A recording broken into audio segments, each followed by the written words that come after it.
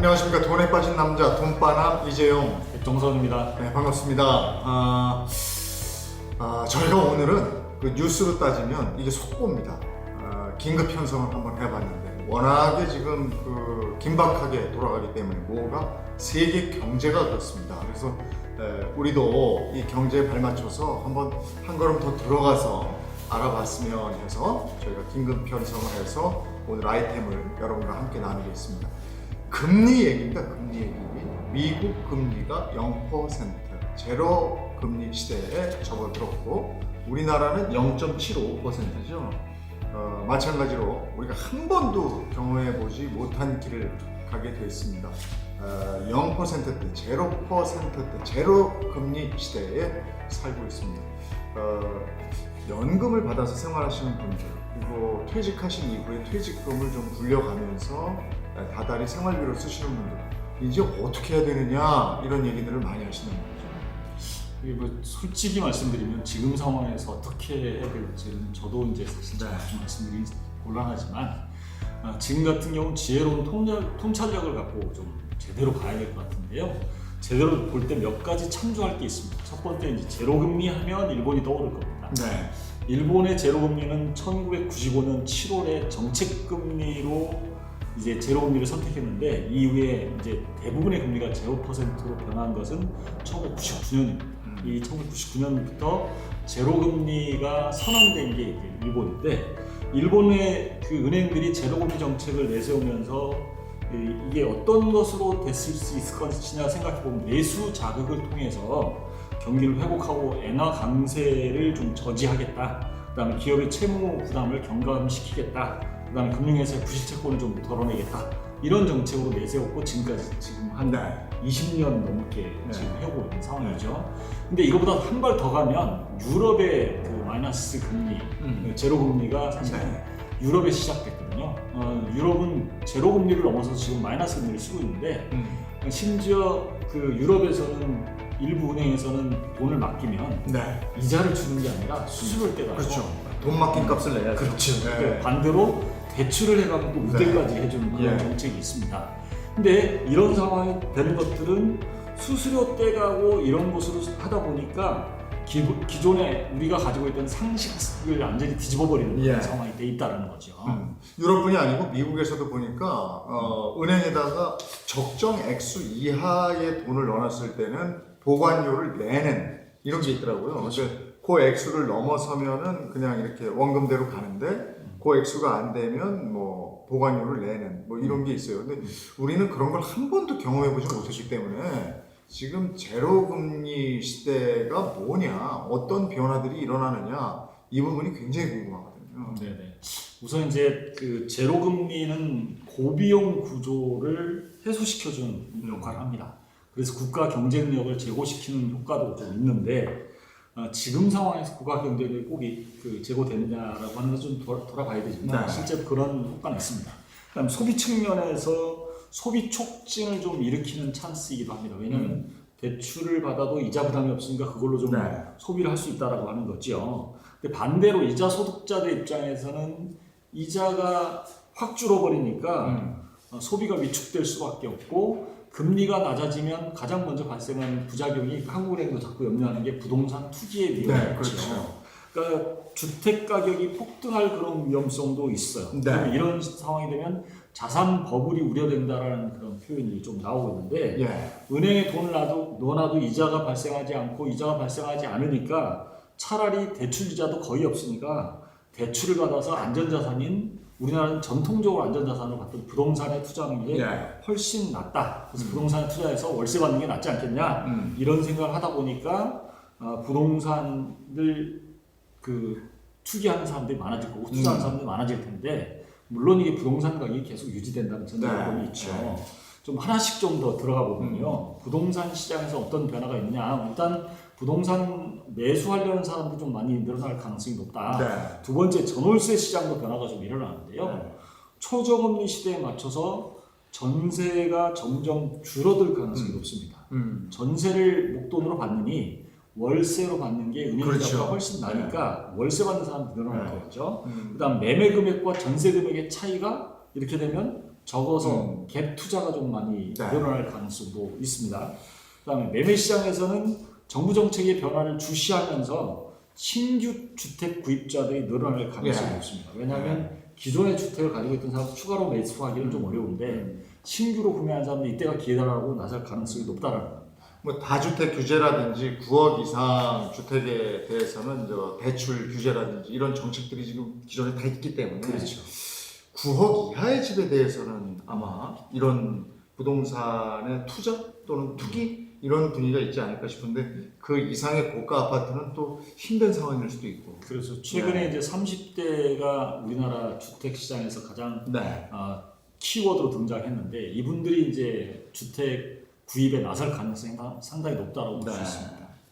이제 그 경기가 안 좋고 또 거기다가 이자가 제로 금리 시대다 이런 뭔가 투자를 해야 되는 거 아닌가 이런 생각은 다들 할 것 같아요.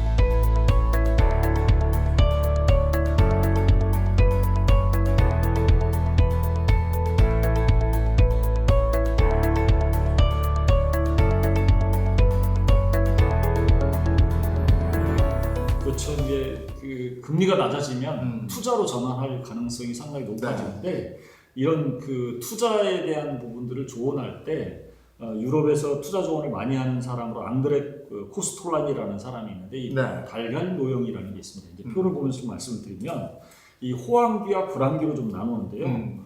호황기도 금리가 높을 때하고 그 다음에 그 불황기인데도 금리가 높을 때, 그 다음에 불황기이면서 금리가 낮고 호황기일 때 금리가 낮을 때 이렇게 크게 네 가지 영역으로 좀 나눌 수가 있는데 지금 상황은 불황기이면서 금리가 최저점으로 갔다는 얘기죠. 이런 상황에서는 대부분 이제 부동산 투자, 그 다음에 채권 매도 현상이 나타난다라고 하는 게 이 그 포스톨라니의 얘기입니다. 그런데 지금 이 그림에서 보면 C에서 D로 가는 그런 양상인데 이런 양상이 부동산 투자가 일어날 가능성이 상당히 높다라고 하는 겁니다. 근데 이게 딱 맞느냐라고 하는 부분은 정확하지 않을 가능성이 높습니다. 왜냐하면 그건 일반적인 상황이고 지금 코로나19 사태 상황이기 때문에 그건 좀 상당히 많이 다를 수 있다라는 생각할 수 있죠. 부동산에 사람들이 투자할 것 같으면 또 부동산 정책 또 나올 텐데. 그렇죠. 그죠? 또 막 뭐 할 텐데. 네. 그리고 코스톨라니 이론을 보면 이게 경기가 좋으냐 또는 나쁘냐 여기에 대해서 대비하는 거잖아요. 네네. 근데 지금 코로나19 이 상황은 뭐라고 판단해야 됩니까? 이건 특수 상황 아니겠습니까? 그렇죠. 네. 그러니까 그래서 다른 차원에서 한번 좀 살펴봐야 되는데요. 지금은 금융기관들도 회사들도 현금 확보에 비상이 걸렸어요. 네. 이게 1997년 IMF 때, 그 다음에 2008년 글로벌 금융위기 때 지금 동일하게 나타나는 게 모든 걸 팔아서 현금화한다. 네. 그래서 심지어 안전자산이라고 일컬어지는 금까지도 팔아서 현금화 시키다 보니까 금값이 최근에 한번 좀 떨어졌다 올라갔다 이게 반복하는 양상이 있어요. 그러면 코로나19가 어느 정도까지 영향을 미칠지를 언제까지 지속될지 이거에 대한 고민을 좀 해봐야 돼요. 근데 아무도 알 수 없다는 거죠. 그러니까 어디까지 영향을 미쳤지. 오늘도 뭐 보니까 추가 확진자가 계속 늘어나는 추세도 좀 있고요. 그러다 보니까 일단 제가 말씀을 드리고 싶은 관망세를 유지하는 게 가장 첫 번째라는 거예요. 그래서 가장 안전한 자산이 뭐냐? 지금 현금밖에 믿을 게 없다. 그것도 현금 중에서도 달러라면서요. 그렇죠. 네. 미국 달러가 가장 안전한 자산으로 취급되면서 지금 달러 값이 1,200원을 넘어서 이제 1,300원으로 육박하다 가고 어떤 사람들은 1,500원까지 갈 수 있다라고 예측하는 사람도 있어요. 저희가 얼마 전에 달러를 확보하라 이런 내용의 방송을 한번 했었죠. 그렇죠. 그때 1,200원대를 뚫을 수 있다 이런 말씀 드렸는데 지금 확 뚫어버렸어요. 그렇죠. 이게 뭐 뚫는 거는 금세가고 네. 그러다 보니까 일단 현금을 달러로 가지고 있는 게 좋겠다라는 말씀을 좀 드리고 두 번째로 만약에 투자를 고민하시는 분이라면 시장이 어느 정도 방향을 잡을 때까지는 투자하는 걸 좀 지켜보고 있다가 투자를 하시라는 말씀을 좀 드리고 싶어요. 그러니까 섣불리 투자하기는 좀 부담스럽다. 그럼에도 불구하고 지금 당장 투자를 하고 싶다라고 하면 먼저 제가 말씀을 드리고 싶은 건 우량한 배당주를 좀 투자하는 게 좋은데요. 우량한 배당주는 기업의 실적에 따라 왔다 갔다 달라질 수 있어요.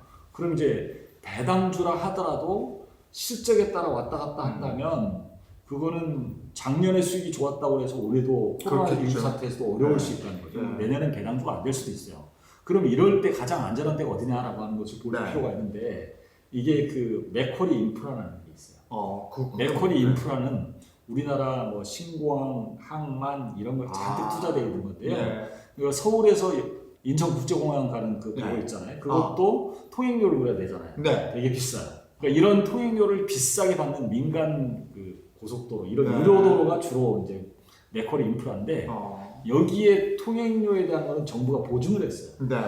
보상해 주는 거죠? 그렇죠. 만약에 그게 안 되면 이제 정부가 무조건 줘야 돼요. 그러니까 지금처럼 공항 잘 안 가잖아요. 네. 그러니까 공항을 들고 나는 사람들이 별로 없어서 아마 공항 통행료도 많이 줄어들었을 텐데 수익이. 네. 그럼 이거를 정부에서 보존해 준다? 그러니까 일정한 금액을 보장해야 돼요. 그러니까 그런 것 때문에 그 맥쿼리 인프라 같은 경우는 평균 배당률이 연 6.5%. 그래요? 그래서 맥쿼리 인프라 같은 이런 것에 투자라는 것은 상당히 좋다라는 말씀을 좀 드리고 싶은데 이거 어떻게 투자해요? 이게 펀드로 투자하는 게 아니라 네. 펀드에 원래 네. 펀드인데 폐쇄형이에요.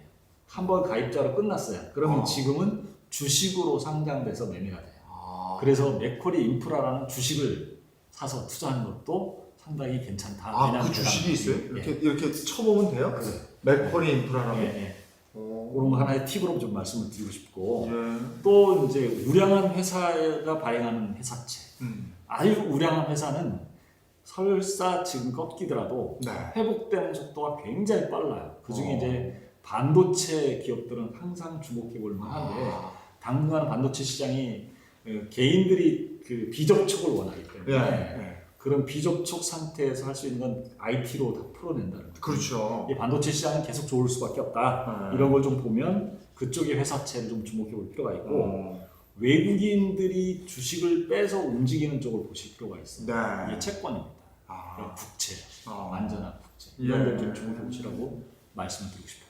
국채라든지 주식을 하시는 분들은 아주 우량한 주식이라든지 아니면 지금 추천해 주신 배당주 맥쿼리 인프라 이걸 주식 형태로 사면 안정적인 수익이 그렇죠. 보장이 된다. 네. 한 6% 정도 수익에 만족하시는 분들은 이걸 이용해 봐라. 6%면 엄청 큰 건데 요즘. 주식값이 이제 오락내락 하지만 네. 크게 안 떨어져요. 예. 또 은행 상품보다 이럴 때는 저 보험의 저축 상품 이게 유리하다 이런 얘기도 있던데요. 그렇죠. 이제 저금리 시대가 되면 가장 주목받는 게 보험회사의 저축보험과 연금보험 상품이에요. 여기에 이제 장점이 있는데 공시이율을 적용합니다. 공시이율은 은행 이율보다 상당히 좀 높게 책정이 되는데 그 보험사도 일단 위기가 있으니까 그 공시이율은 떨어뜨릴 거예요. 근데 공시이율은 조정을 받더라도 변하지 않는 게 있어요. 최저 보증이율이라는 게 있어요. 예. 최저 보증이율이 보험사에서 최저 보증하는 비율이 1.5에서 2.5 사이예요. 요즘 같은 때는 이것도 높은 거죠. 그러니까 최저 보증금리가 1.5에서 2.0이면 네. 그걸 10년 동안 계속해서 보장을 하니까 네. 이거는 가장 안전한 상품이라고 할 수 있는 거죠. 그러니까 지금 생각을 해보실 때 제로금리 시대에 은행에 돈을 넣는 것은 단기로 짧게 가져가기 위해서 넣지만 내가 노후자금이라든지 좀 목돈을 오랫동안 만들고 싶다라고 하면 10년짜리 그 저축보험이나 연금보험 같은 걸 활용하는 게 가장 좋은 핵심 포인트라고 할 수 있는 거죠. 여기서 이제 최저 보증이율이라는 게 있는데 이 최저 보증이율은 시장 지표금리나 이제 운용자산 그 이익률이 하락하더라도 보험사가 고객한테 무조건 보장하게 주겠다고 약속하는 거예요. 그러니까 이 보험회사가 파산하지 않는 한 이것은 무조건 주도돼 있기 때문에 일종의 안전장치라고 할 수 있습니다. 그래서 최저 보증이율은 금리 연동형 상품에 설정이 되는데 5년 이하, 5년에서 10년, 그 다음에 10년 이상 이거에 따라서 최저 보증이율이 달라요. 그래서 이걸 자세히 좀 알아보고 가입하셔서 나는 5년 정도만 유지할 거다 또는 5년에서 10년 동안 유지할 것이다. 그다음 10년 이상을 유지할 것이다. 이거에 따라서 최저 보증이율이 어떻게 되는지를 전문가를 통해서 만나보시고 선택하시면 상당히 도움이 될 것이요. 저희가 오늘은 한 번도 경험해보지 못한 제로금리 시대를 맞아서 어떻게 해야 될 것인가 특별 진단 겸 특별 편성을 해서 여러분과 얘기를 나눠봤습니다. 이 시기에도 안정성을 추구하신다면 무리하지 마시고 조금 그 금리가 낮더라도 그런 안정적인 상품에 투자하시고, 모르는데 금리 더 준다고 거기에 덥석 들어가지 마십시오. 제가 계속 강조하는 이유는 저희 방송을 보신 분들은 아실 거예요. 그런 거 절대 현혹되지 마시고요. 안정성을 추구하시는 분들은 그 성향대로 가시되, 조금 더 내가 투자 이윤을 내겠다 하시는 분들은 저희가 몇 가지 말씀드렸죠. 그 정도 선에서 한번 투자해 보시기 바랍니다. 돈에 빠진 남자, 돈빠남 오늘 여기까지 하겠고요. 저희 방송이 도움이 됐다 싶으신 분들은 구독, 좋아요 눌러주시기 바랍니다. 고맙습니다. 감사합니다.